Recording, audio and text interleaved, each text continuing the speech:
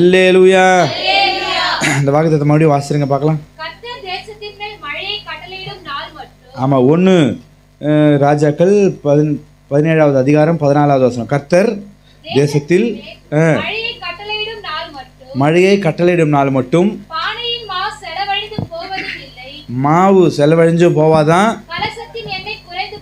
குறைவதும் இல்லையா. மறுபடியும் ஒரு கைத்தட்டி கர்த்தரை சோதரம் பண்றோமே. உங்க பானையில மாவு செலவழிந்து போவாது, உங்க கலசத்தில் இருக்கிற எண்ணெய் குறைஞ்சு போகாது. எத்தனை பேர் விசுவாசிக்கிறீங்க? பக்கத்தில் கை கொடுத்து சொல்லுங்க, உங்களுக்கு மாவு குறையாது, எண்ணெய் செலவழியாது. இது அந்த காலத்தில் அவங்க பானையில் வச்சுருந்துருக்குறாங்க. இப்போ நீங்கள் எதில் வச்சுருக்கிறீங்கன்னு எனக்கு தெரியல. நீங்கள் டப்பில் வச்சுருக்கிறீங்களா, கேனில் வச்சுருக்கிறீங்களா, பக்கெட்டில் வச்சுருக்கிறீங்களா, எதில் வச்சுருக்கிறீங்களோ ஆண்டு சொல்கிறார், அது இனிமேல் என்ன ஆகாதான், குறைவே குறையாத. எத்தனை பேர் விசுவாசிக்கிறீங்க? இது வரைக்கும் நான் வாக்குத்தத்தமாக பிரசங்கம் பண்ணது கிடையாது. ஆனால் கர்த்தர் சொல்லி பேசுகிறேன். நேற்று ஏவுதல் வந்தது, கண்ணில் தெரிஞ்சுது. அந்த வந்ததுக்கப்புறம் பல நிமிஷங்கள் காத்திருந்தேன், பல நேரம் காத்திருந்தேன். ஆனால் இன்றைக்கி இதை தவிர வேறு முன்னாடி பின்னாடி போவே இல்லை. இதை தீர்க்கமாக விசுவாசிக்கிறேன். உங்களுக்கு இந்த மாதம் அப்படி குறைவே வராது.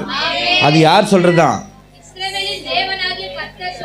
நம்மளுக்குன்னு ஒரே ஒரு தேவன் தான் இருக்கிறாரு. அவர் சொல்கிறாரு உங்களுக்கு குறைவே வராது. எத்தனை பேர் ஆமேன்னு சொல்கிறீங்க? ஆமாம், குறைவே வராது. நீங்கள் இந்த மாதம் சாட்சியாக சொல்லும்படி நான் ஆசைப்படுகிறேன். சில பேர் என்ன பண்ணுறாங்கன்னா, அரிசி மூட்டிலே வச்சுன்னா மூட்டிலேருந்தே அள்ளி போட்டுனே இருப்பாங்க. கொஞ்சோண்டு இன்றைக்கி ஒரு சின்ன மாற்றம் பண்ணுங்கள். ஒரு பாத்திரம் உருவாக்குங்க. வீட்டில் ஒரு பக்கெட்டோ இல்லை ஒரு டப்போ ஒன்று வச்சு அதில் கொட்டி வைங்க. கொட்டி வச்சு ஜோம் பண்ணுங்க. அப்போ அது குறையாதபடிக்கு கர்த்தர் ஆசீர்வதிப்பார். அதே மாதிரி என்றைக்கும் ஒரு பாத்திரம் ரெடி பண்ணுங்கள். எனக்கு இந்த வார்த்தை வரும்னு தெரியாது எனக்கு. ஆனால் ஞாயிற்றுக்கிழமையா என்றைக்கோ சொல்லிட்டு போய்ட்டு போன வாரத்துலேயே ஒரு நாள் திடீர்னு ஞாபகப்பட்டுது. நீங்கள் ஜெப பாட்டில் ரெடி பண்ணி வைங்க. அந்த டப்பா ரெடி பண்ணி வைங்க. பெருசாக எல்லாம் வாங்கி ஊற்றுங்க. ஒரு ஜெபம் பண்ணுங்க, எல்லாருக்கும் கொடுங்க. அது எப்போயும் குறைவே வராது. சனிக்கிழமையில் குறைவே வராது. எல்லாருக்கும் அது பிரயோஜனமாக இருக்கும். 100 நாள் ஜெபம் பண்ணுறோம். இந்த ஜபத்தில் நிச்சயமாக அது பயங்கர வல்லமையாக மாறிடும். எங்கே போய் பட்டாலும் அது அற்புதங்கள் நடக்கும். ஒரு டப்பு ரெடி பண்ணி வைப்பா அப்படி சொன்னோம். ஏன்னா இப்போ ஜபானை வைக்கிறதுக்கு நம்மக்கிட்ட என்ன இல்லைன்னா பாத்திரம் வைக்கல. நம்ம சும்மா வாங்கி வைக்கிறோம், ஜெபம் பண்ணுறோம், ஊற்றி கொடுத்துனே இருக்கிறோம். அது ஒரு பாத்திரம் வைப்பான்னு சொல்லி போன வாரத்தில் ஏவப்பட்டு சொன்னோம். ஆனால் இன்றைக்கி வாக்குத்தத்தம் சொல்லணும்னு தோணலை எனக்கு. இப்போ பிரசங்கம் பண்ணும்போது பார்த்தா அதெல்லாம் அப்படியே வரிசையாக கவனம் வருது. கர்த்தர் ஏற்கனவே பிளான் நான் சொல்லியிருக்கிறாரு. நீங்கள் எதுக்கு ஒரு பாத்திரம் தேவைன்னு நினைக்கிறீங்களோ அதுக்கு ஒரு பாத்திரம் ரெடி பண்ணி வைங்க. உதாரணத்துக்கு ஜோசப் கரிகாலன் நான் சொன்னார், அவர் பாட்டு வெளியிடறதுக்கு முன்னாடி, பாட்டு போடுறதுக்கு முன்னாடி அவர்கிட்ட பைசா இல்லாத ஒரு சூழ்நிலை. ஆனால் பாட்டு மட்டும் கர்த்தர் கொடுத்துட்டாரு, எழுதிட்டாரு, பாட்டும் பாடிட்டார். ஆனால் அதுக்கு முன்னாடி அவர் என்ன பண்ணுறாருன்னா, பாட்டை எழுதிட்டு ஃபஸ்ட்டு போய்ட்டு ஒரு ரேப்பர் போட்டுன்னு வந்தாராம். அந்த சிடி ஒன்று ரெடி பண்ணி வச்சு, உங்களுக்கு கவனம் இருக்குதா? அது சிடி ஒன்று ரெடி பண்ணி வச்சு கை வச்சு ஜெபம் பண்ணார். ஆண்டவர் இந்த சிடியை வெறும் டப்பா, காலி டப்பா வச்சு ஜெபம் பண்ணாராம். இதை நிரப்புங்கன்னு சொல்லி. இன்றைக்கி அவர் பாட்டு பார்த்தா ஊரில் இருக்கிற எல்லாரும் பாடும்படி கர்த்தர் ஆக்கியிருக்கிறார். சின்ன குழந்தைங்க, பெரியவங்க, கானாக்காரங்க, ரட்சிக்கப்படாதவங்க, ரட்சிக்கப்பட்டவங்க, எந்த சாமி கும்பிட்டவங்களா இருந்தாலும் அந்த பாட்டை பாடும்படி கர்த்தர் அவர் ஆஸ்வதிச்சிருக்கிறார். சத்தமாக அவர் வெளில சொல்லுமே. ஆக முதல்ல நீங்கள் எது வேணுமோ அதுக்கு என்ன ரெடி பண்ணி வைங்க, பாத்திரம் ரெடி பண்ணி வைங்க. என்ன வேணும்னாலும் எது வேணும்னாலும், இந்த கல்யாணத்துக்கு கூட சொல்லுவாங்க, முதல்ல ஒரு நோட்டீஸை போட்டு வச்சு ஜெபம் பண்ண என்ன ஆகிடும், கட்டாயமாக அது திருமணம் ஆகும் அப்படிலாம் சொல்லுவாங்க. நீங்கள் எதை ரெடி பண்ணணும்னு நினைக்கிறீங்களோ, இல்லை எது உங்களுக்கு தேவைன்னு நினைக்கிறீங்களோ, ஃபஸ்ட்டு அதுக்கு என்ன உண்டாக்குங்க, பாத்திரம் உண்டாக்கி அதில் போட்டு எடுத்து சாப்பிடுங்க. அதில் போட்டு எடுத்து யூஸ் பண்ணுங்கள். அதில் போட்டு வச்சு ஆக உங்களுக்கு தேவையானதுக்கு முதல் ரெடி பண்ணுங்கள். அந்த பாத்திரத்தை கர்த்தர் நிரப்ப ரெடியாக இருக்கிறார். அந்த நிரப்பத்துக்கு முன்னாடி ஒரு 3 கட்டளை அந்த அம்மாக்கிட்ட இருந்தது. அதை கண்டுபிடிக்கணும்னு விரும்புகிறேன், அதை நீங்கள் வாசிக்கணும்னு விரும்புகிறேன், அதை நீங்கள் கேட்கணும்னு விரும்புகிறேன். என்னன்னா, ஊழியக்காரருக்கு ஆண்டு சொல்கிறாரு, நீ ஒரு இடத்துக்கு போ, அங்கே நான் கட்டளை இட்டுருக்கிறேன், நீ அந்த விதவை வீடு தான் அது, அந்த விதவை வீட்டு அந்த விதவை வீட்டுக்கு போ, உனக்கு நான் கட்டளை இட்டுருக்கிறேன், அந்த அம்மாவுக்கும் கட்டளை இட்டுருக்கிறேன், நீ போய் பாருன்னு சொல்கிறாரு. போன பிறகு அந்த அம்மாக்கிட்ட கூப்பிட்டு, அம்மா உங்களுக்கு என்னம்மா இருக்குது சாப்பிடுன்னு சொல்லி கேட்குறாங்க. அந்த அம்மா என்ன சொல்கிறாங்க பாருங்கள், வாசிங்க. அதுலேயே 14 வாசிங்க.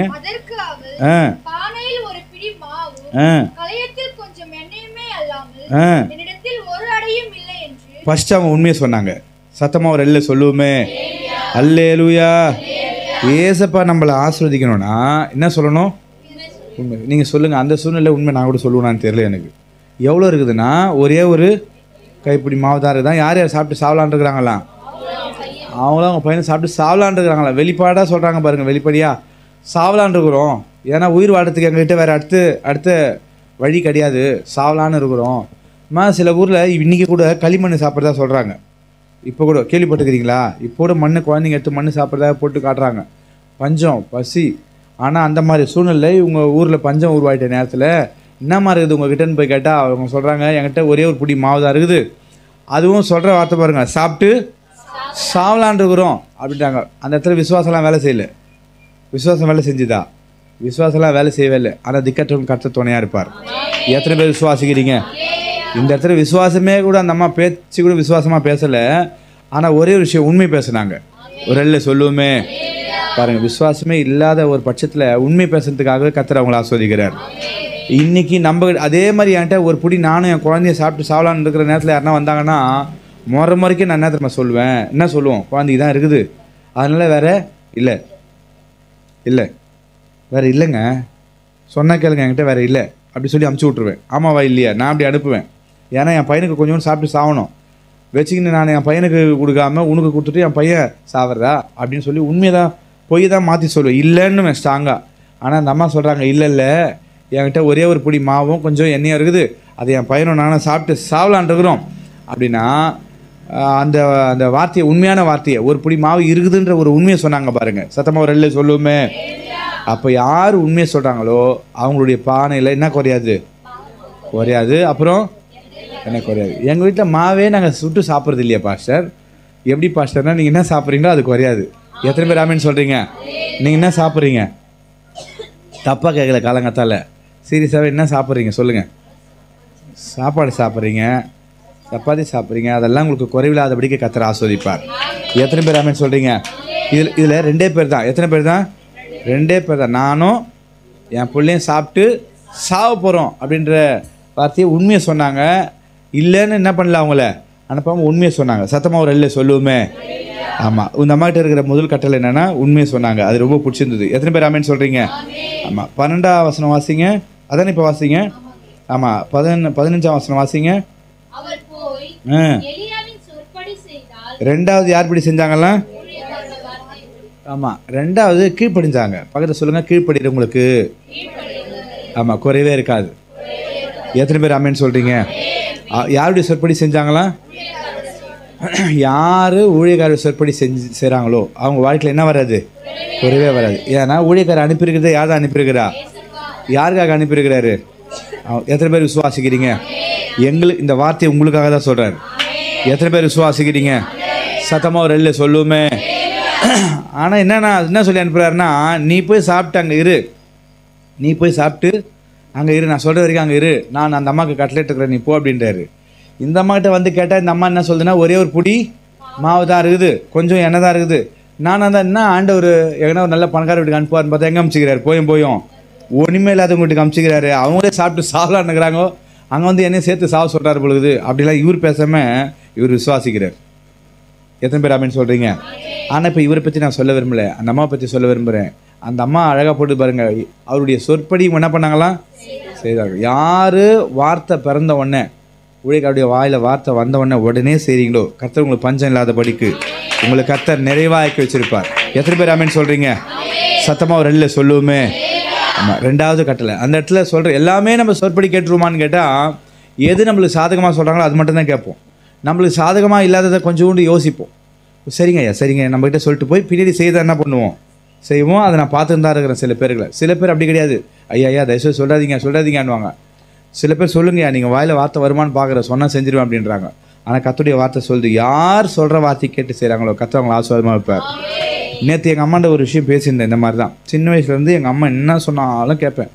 ஏன்னா எங்கள் அம்மா சொல்லுவாங்க, மாதா வயிறெழிய வாழ ஒரு நாள் நீ வாழ மாட்டீங்க மேட்டியே வச்சுருந்தாங்க கல்யாணம் ஆகிற வரைக்கும். அந்த அந்த அந்த பயம் உண்மையிலேயே எங்கள் அம்மா இல்லைன்னா கூட பின்னாடி கூட அந்த பயத்தோடு கூட வாழும்படி கர்த்தர் செஞ்சார். ஒரு இல்லை சொல்லுவோமே. சத்தமாக ஒரு இல்லை சொல்லுவோமே. ஆனால் என்னை பொறுத்த வரைக்கும் ஏசப்பா நல்லா தான் வச்சுருக்கிறார். எனக்கு என்ன தேவையோ அதெல்லாம் கர்த்தர் கொடுத்துருக்குறார். எனக்கு குறைவில்லாதபடி கர்த்தர் வச்சுருக்கிறார். அதான் அம்மாவாக இருக்கட்டும், பாஸ்டராக இருக்கட்டும், பெரியவங்களாக இருக்கட்டும், யார் எதை சொல்கிறாங்க கீழ்ப்படிஞ்சிட்டா உங்கள் வாழ்க்கையில் குறைவு இருக்காது. பக்கத்தில் ஒரு சொல்லுங்கள், கீழ்ப்படுகிறவங்களுக்கு குறைவு இருக்காது. இன்னொரு விஷயம் என்னன்னா, அந்த அம்மாவுக்கு கொடுக்குற குணம் இருந்தது. என்ன இருந்தது? மூணாவது கொடுக்குற குணம். எந்த மாதிரி நேரத்தில் குணம் இருந்ததுன்னா, சாப்பிட்டு சாப்பிட்ற நேரத்தில் கூட என்ன பண்ணிட்டு இருக்கிறாங்க?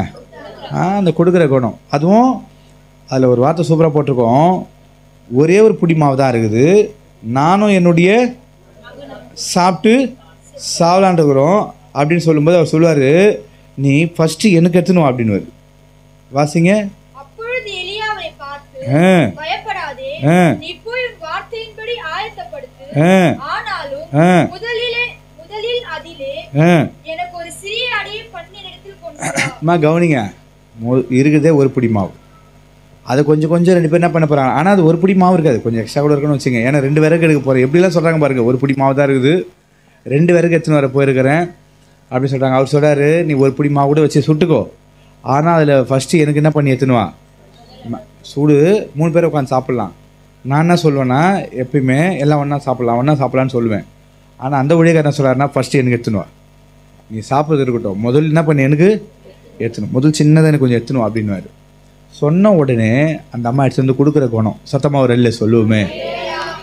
நானே என் பிள்ளையும் சாப்பிட்டு சாப்பிட்லான்ட்டு இருக்கிறோம், இந்த ஆளுக்கு ஒரு ஃபஸ்ட்டு எனக்கு கொடுன்னு எவ்வளோ பெருசாகிறான், குழந்தைக்கு சாப்பிட்ணுன்ற எண்ணம் கூட இல்லை பாரு, முதல்ல அவன் குடல் அழியுது பாரு அப்படின்னு பேசுகிறவங்களாம் இருக்கிறாங்க இந்த உலகத்தில். ஆனால் அங்கே சொன்ன வார்த்தையின்படியே முதல் சுட்டு என்ன பண்ணுறாங்க, எடுத்துன்னு வந்து ஊழியக்கார்ட்ட கொடுக்குறாங்க. சத்தமாக ஒரு இல்லை சொல்லுவோமே.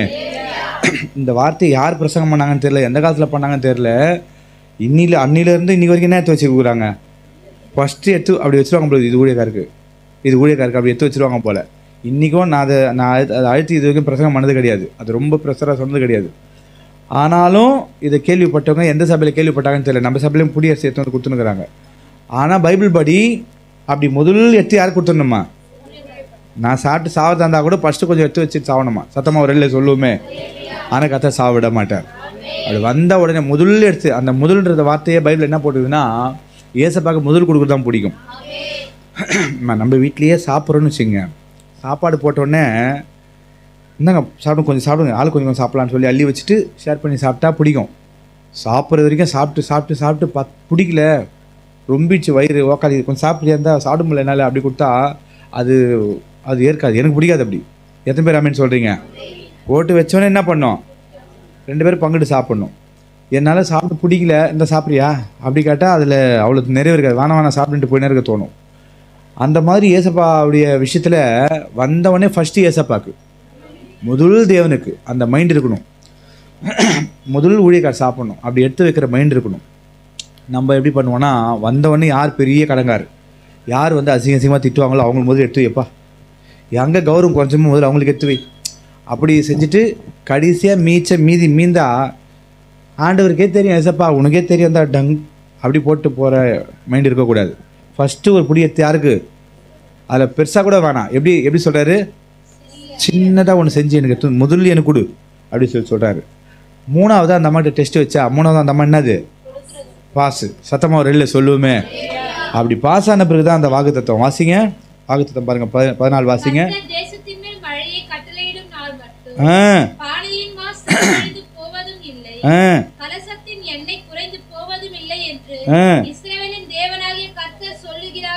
அதுக்கப்புறம் தான் வாக்குத்தத்தமே கொடுக்குறாரு. சத்தமாக ஒரு இல்லை சொல்லுமே. வாக்குத்தத்தை கொடுத்துட்டு போங்க, நீங்கள் இதெல்லாம் செய்யுங்க உங்களை ஆஸ்வதிப்பாருன்னு சொல்லலை. முதல் வாக்குத்தத்தை கொடுக்கறதுக்கு முன்னாடி என்ன சொல்கிறாருன்னா, உண்மையாக இருக்கிறாங்களான்னு டெஸ்ட்டு பாஸு, அதுக்கப்புறம் கீழ்ப்படுகிறாங்கன்னு டெஸ்ட்டு பாஸு, 3வது எனக்கு சின்னதாக எடுத்துனோம் போ அப்படின்றாரு. கொடுக்குறாங்களான்னு பார்க்குறாரு, உடனே எடுத்து கொடுக்குறாங்க பாஸு. இது 3ஐயும் பார்த்துட்டா என்ன கொடுக்குறாரு, வாக்குத்தத்தமான ஆசீர்வாதங்களை கொடுக்குறாரு. ஒரு கைத்தறி கதை சோதரம் பண்ணுறோமே. ஆனால் நம்ம என்ன பண்ணுறோன்னா, வாக்குத்தத்தை கேட்டு இதுக்கப்புறம் தான் போய் அதை தொடங்க போகிறோம். சில பேர் செஞ்சுட்டு இருக்கிறீங்க. ஆனால் செஞ்சிட்ட பிறகு பாருங்கள், 2 பேர் சாப்பிட்டு சாவலான்னு இருந்தாங்கல்ல. ஆனால் 15 வாசிங்க மறுபடியும். அவளும் இவனும் அங்கே எப்படி தனித்தனியாக எழுதிக்கிறாங்க பாருங்க. பைபிளில் ஒரு விஷயத்தை எழுதுறாங்கன்னா ஒரு காரணம் இருக்கும் போல். அவங்க ஸ்ட்ரெயிட்டாகவே போட்டுக்கலாம், என்னன்னு போட்டுக்கலாம், அவள் வீட்டார் அனைவரும் சாப்பிட்டாங்க, குடும்பத்தை சாப்பிட்ருப்பாங்கன்னு போட்டுக்கலாம். ஆனால் அங்கே எழுதுறாரு, தனித்தனியாக எழுதுறாரு. அவளும் இவனும் என்ன அர்த்தம், தனித்தனி பிரித்து சொல்கிறாரு பாருங்க. அவளும் இவனும் அவள் வீட்டார் எல்லாருமே. அப்போ நிறைய பேர் இருந்துருக்குறாங்க போல். ஃபஸ்ட்டு சாப்பிட்டு சாவலாம் இருந்தது எத்தனை பேர்? ஆனால் இப்போ வீட்டில் இருக்கிற எல்லாரும் சாப்பிட்டாங்களாம். எத்தனை நாள் சாப்பிட்டாங்களாம்? பஞ்சம் முடிகிற வரைக்கும். எத்தனை வருஷம் பஞ்சம்? 3 வருஷம் பஞ்சம். 350 கிட்டத்தட்ட 1000 நாள் கிட்ட பஞ்சம் தீரும் வரைக்கும் கர்த்தர் அவங்களை ஆஸ்வதிச்சார். ஒரு அல்ல சொல்லுமே, அல்லேலூயா. ஒரு கைத்திரி கர்த்தரை சோதரம் பண்ணுறோமே. மழையை பார்த்து அவங்க விவசாயம் பண்ணி சாப்பிடல, இந்த 3 விஷயத்தை கடைப்பிடிச்சாங்க, கர்த்தர் ஆஸ்வதிச்சிட்டார். எத்தனை பேர் அப்படி ஆஸ்வதிக்கப்பட விரும்புகிறீங்க? இந்த மாதம் ஆண்டு அதை தான் சொல்கிறாரு, நீ சூழ்நிலையே பார்க்காத. நம்மளா இருந்தால் எதை பார்ப்போன்னா, உண்மை பேசும்போது கூட சில டைமில் போய் கூட பேசியிருக்கிறோம். ஆனால் பேசும்போது எப்படி பேசுவோம்னா, சூழ்நிலையை பார்த்தா பேசுவோம். நானே என் பிள்ளையும் சாவலானுக்குறோம், இல்லைங்கன்னு தான் சொல்லுவோம். சூழ்நிலையை பார்த்தா நம்ம பேசுவோம். வேலை மேலே கூட ஏமா லேட்டு, சூழ்நிலையை பார்த்து சொல்லுவோம். சொன்னால் இருந்தாலும் திட்டுவான், இல்லை சார் ஒரே டிராஃபிக் சார், கீழே விழுந்துட்டேன் சார், பஸ்ஸே வரல சார், எல்லாம் நண்டே போயின்னுக்கிறாங்களா, என்னால் தாண்டி வர முடியல சார், எதனா ஒரு கதை என்ன பண்ணுருவோம் சொல்லிடுவோம். சூழ்நிலையை பார்த்து நம்ம போய் பேசவே வேணாம். இன்ன சூழ்நிலை தான் உண்மையை பேசுங்க. ஏன்னா ஆஸ்வதிக்கிறதுக்கு தேவன் கூட வந்து நிற்கிறாரு. அப்படி போய் சொல்கிற சூழ்நிலை உருவாது பாருங்க. அப்போ யார் வந்து நிற்கிறா? ஆஸ்வதிக்கிறதுக்கு தேவன் நிற்கிறாரு. அதை கெடுக்கிறதுக்காக யார் வந்து பேச வைக்க பார்க்குறான்? பிசாசு பேச வைக்க. அந்த இடத்துல நீ மீறி உண்மையை பேசிப்பார், கர்த்தர் உன்னை உயர்த்துவார். எத்தனை பேர் ஆமென் சொல்கிறீங்க? அப்போ சூழ்நிலையை பார்த்து போய் பேச வேணாம். எந்த சூழ்நிலை எப்படி இருந்தாலும் நீங்கள் என்ன பேசிடுங்க? உண்மையை பேசுகிறீங்க. 2வது சொல்லுக்கு அப்படியே கீழ்ப்படிங்க. 3வது கொஞ்சம் ஃபஸ்ட்டு அதில் கொடுக்குறது இல்லை, அதில் எப்படி எழுதிக்குது? முதல். எப்படி கொடுக்கணுமா? முதல் எடுத்து கொடுத்துட்டு போயிடு. சத்தமாக ஒரு ரெல்ல சொல்லுவோமே, முதல் கொஞ்சம் எடுத்து கொடுத்துட்டு. உண்மையாக கர்த்தர் உங்களை பஞ்ச காலம் தீரும் மட்டும் மாவு குறையாது, எண்ணெய் குறையாது. எத்தனை பேர் ஆமென் சொல்கிறீங்க? சூப்பராக போட்டிருக்கோம். குறையாதுன்றது ஒரு இடத்துல இருக்குது, செலவழிந்தே போவது இல்லையா? வாசிங்க அதை.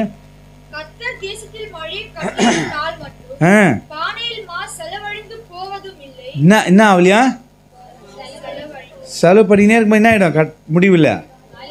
ஆனால் உங்கள்கிட்ட என்ன பணம் இருக்குதோ, என்ன இருக்குதோ, அது செலவழிஞ்சே போகாது. அது திருப்பி திருப்பி வந்துக்கிட்டே இருக்கும். எத்தனை பேர் விசுவாசிக்கிறீங்க? பர்ஸு மாற்றினா சில பேர் ராசி நல்ல பர்சன் கீஞ்சி கந்தலாக இருக்கும், ஆனால் கட்டுக்கட்டாக இருக்கும். என்னங்க கீஞ்சி கந்தலாக இருக்குது, பர்ஸு மாற்றக்கூடாதானா? ராசியான பர்ஸு அப்படின்வாங்க. பர்ஸில் ராசி இல்லை, சில பேக்கில் ராசி, சில ட்ரெஸ்ஸில் ராசி. சில பேர் வீட்டுக்கு வந்தாங்கன்னா ஒரு வீடு நல்லா ஆஸ்வாதமாக இருக்கும். நான் கூட அது மாதிரிலாம் பார்த்துருக்குறேன். சொந்தக்காரங்களாம் சில பேர் வீட்டுக்கு வந்தாங்கன்னா எல்லா ஆசிரமும் தேடி வராமல் இருக்கும். சில பேர் வந்துட்டாங்கன்னா கடன் வாங்கி தான் செஞ்சு போட்டு அனுப்புகிற மாதிரி இருக்கும். ஒரு சீசனில் பார்த்துருக்குறேன். எங்கள் வீட்டில் அப்படி ஆயிருக்கு. யாருன்னா அப்படி ஆயிருக்கா? ஆனால் கை தூங்க பார்க்கலாம். நான் போய் சொல்கிறேன்னா மெய் சொல்கிறேன்னா அப்போ எல்லாருக்கும் அதே தான் இல்லை. சில பேர் வந்தாங்கன்னா ஆஸ்வாதம் வர மாதிரி இருக்கும். சில பேர் வந்தாங்கன்னா கடன் வாங்கி தான் செஞ்சு அனுப்புகிற மாதிரி இருக்கும். ஒரு முறை இல்லை, எப்போ வந்தாலும் அப்படி தான் செய்கிற மாதிரி இருக்கும். ஆனால் வரவங்க போகிறவங்களால விஷயம் இல்லை. பர்ஸு தேஞ்சு போன பர்ஸு, ராசி பர்ஸு விஷயம் இல்லை. நம்மக்கிட்ட ஒரு 3 விஷயத்தை எதிர்பார்க்குறாரு. என்னன்னா, ஒன்று உண்மை இருக்கணும், 2வது கீழ்ப்படிதல் இருக்கணும், 3வது முதல் எடுத்து கொடுக்குறவங்களா இருக்கணும். அந்த மைண்டு கர்த்தர் பார்க்குறாரு. அதுக்கப்புறம் தான் வாக்குத்தத்தம். உனக்கு இனிமேல் செலவழிஞ்சே போகாது. உங்கள்கிட்ட இப்போ என்ன இருக்குதோ அது செலவழிஞ்சு போகாது. கண்ணமுடி ஒரு ஜோமணி இல்லாமல் கர்த்தர் ரொம்ப நல்லவர். இந்த சேனலில் பார்க்குறவங்களும் சொல்கிறேன், ஏசப்பா இன்றைக்கி உங்களுக்கு மாவு குறையாது, அப்புறம் எண்ணெய் குறையாது, உங்கள்கிட்ட என்ன இருக்குதோ அது செலவழிஞ்சே போகாது. உங்களுக்கு கர்த்தர் நிறைய ஆஸ்வதிக்க போகிறார். God bless you.